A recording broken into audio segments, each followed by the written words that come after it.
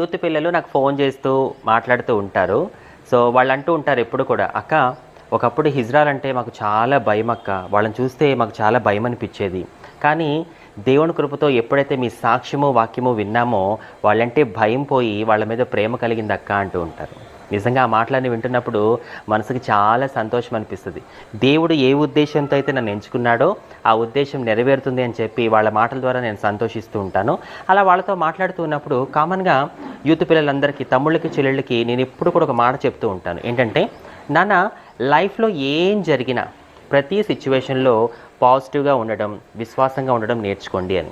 వాళ్ళు ఏమంటారంటే, అక్క మేము ఎంత పాజిటివ్గా ఉందామనుకున్నా, విశ్వాసంగా ఉందామనుకున్నా మా చుట్టూ ఉన్న వాతావరణం, మా చుట్టూ ఉన్న మనుషులు వాళ్ళే మమ్మల్ని నెగిటివ్ చేస్తారక్క, వాళ్ళే మేము అవిశ్వాసంగా ఆలోచించేలా చేస్తున్నారక్క అంటారు. ఎవరు అంటే ఇంట్లో వాళ్ళు, చుట్టాలు, ఆఫీసులో, కాలేజీలో. నాన్న ఫస్ట్ మీరు ఇతరుల్ని బ్లేమ్ చేయడం మానేయండి. మీరు విశ్వాసంగా పాజిటివ్గా ఉండాలి అనుకుంటే దేవుని కృపతో ఉండగలరు. తామర పువ్వును చూసి నేర్చుకోండి. అది బురదలో ఉన్న ఆ బురద దానికి అంటుకోకుండా ఎంత జాగ్రత్తగా ఉంటుందో.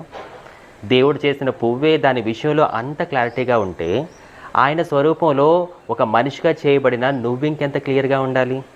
ఏమంటావు? ఇక ఫైనల్గా ఒకటే సొల్యూషన్ ఎప్పుడూ గుర్తుపెట్టుకోండి. మీ చుట్టూ ఉన్నవాళ్ళు మీ మీద చెత్త వేయడానికి ప్రయత్నిస్తూ ఉంటే మీరు వాళ్ళ ముందు డస్ట్బిన్లో ఉండడం మానేయండి. ఓకేనా?